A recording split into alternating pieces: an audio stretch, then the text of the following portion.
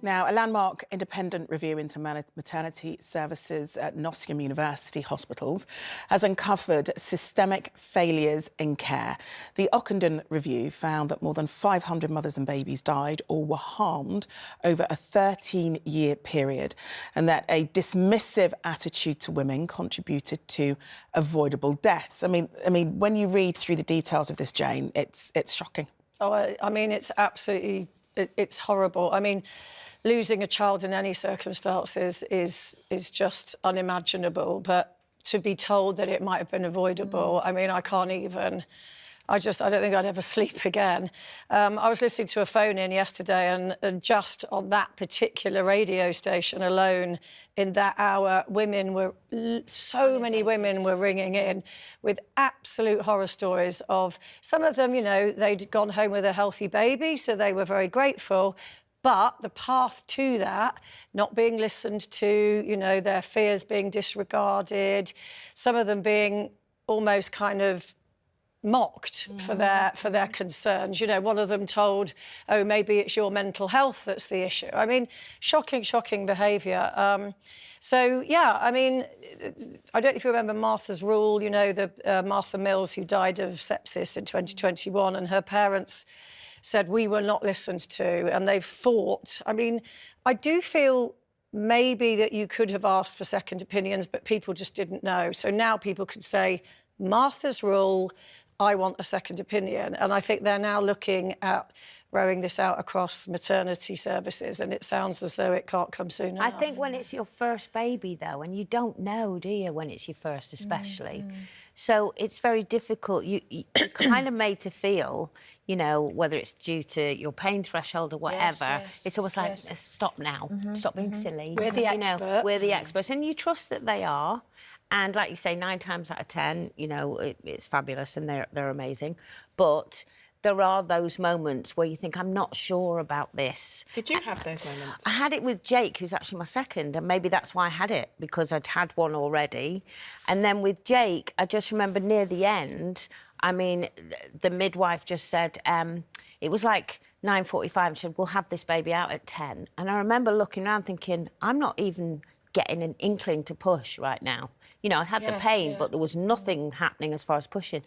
And then with all the contractions then, she was really making me push. And lo and behold, he came out at 10. But, and at first he was very healthy and she was, you know, upside down and handing him to me and handing him around the room. The next day they came in when I was meant to be going home and they said, no, his blood has shown up. There was a technical name for it, but basically the stuff from the umbilical cord had gone back into his system. So technically his blood was dirty. Oh, dear. And so he had to stay in and get that heel prick thing every hour.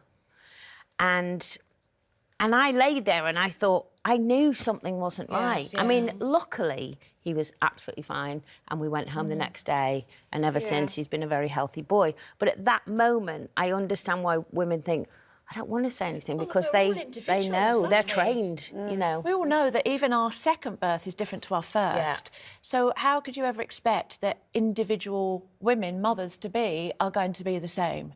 You know, when we're so far apart, like you say, whether it's the pain threshold, whether it's our bodies telling us whether the baby is premature or it's late. In my case, my boys were both 2 days late. And after my waters are broken, because that 48 hours had passed and the chance of infection, I had to be induced as well.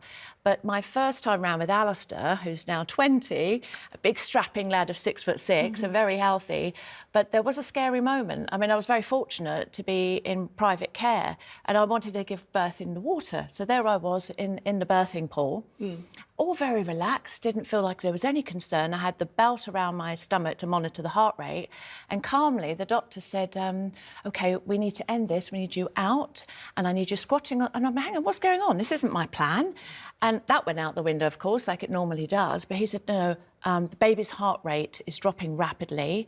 You know, there are some huge risks. And I was like, oh, my gosh. So out I got, squatted, and he said, look, this isn't protocol. We would normally say push gently, take your time, breathe, but we don't have time for that. We want this next contraction, you to push as hard as you ever imagined you'd have to push, which ultimately will probably end up with you tearing. But if you don't get this baby out in the next contraction, I'm going to have to cut in and get the baby out. So there we were, the doctor and I, squatting on this floor, and Rod always says you gave birth on the lino. And luckily Aidan's head came out, the doctor, very quick intervention, the umbilical cord was wrapped twice around his neck. So it was the right call. Yeah. Well, you had a very good team by the sounds. Yeah. But I mean, if you didn't have that amount of attention... Yeah, and I think I mean, you had a bit of a scenario with Florence. Yeah, I mean, because giving birth to Alfie was quite difficult and there were mistakes that were made, so they were extra attentive second time round. And I was induced, and they tried to induce me for the first time and it didn't work. So they tried a second time. They said, you know, this will take, I think it was like another 8 hours or what have you. And I was bouncing on this ball, headphones in, listening to Lizzo. And I was like, I could feel, you know, I've given birth once before, so I know what it feels like. And I kept saying to them, I really think it's coming. And they're like, no, you've got another 5 hours. We don't need to check you. You've got another 5 hours. And it kept going and going and going. I was like, I can feel it coming.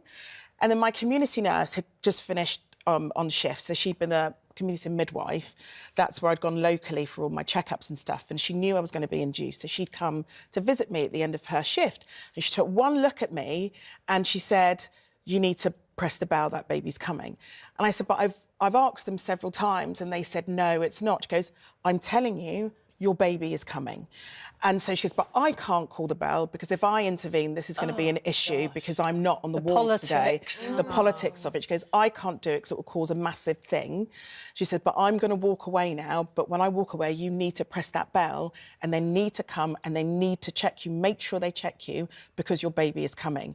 And I was like, right, OK. So she left. I pressed the buzzer. The woman came in and she was like, I said, I know what you said, but I need you to check me. And then she checked and she went, oh, God, your baby's coming. And then suddenly someone's whisked in with a wheelchair, stuck me in a wheelchair because they had to put a catheter in me in case I needed bloods because of what happened last time.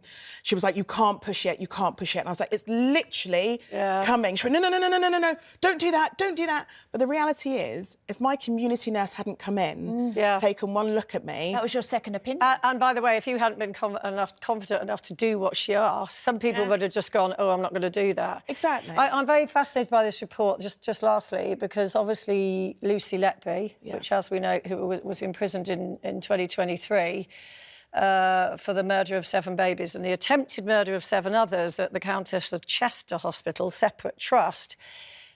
I have no idea, but there is a big groundswell of opinion that she should be given another trial because there's quite a few people saying she may have been made a scapegoat for maternity failings. So it'll be very interesting, even though it's a separate trust, to see whether they use this report to try and get her an appeal. And what's important there is no one should feel scared about giving birth, but always remember, if you don't feel that you can advocate for yourself, make sure there's someone with you who can advocate for you because your voice matters, what you feel is happening to your body matters, and no one else should have the right to tell you that you're not feeling the things that you're feeling, especially when it comes to your body, especially when it comes to giving birth.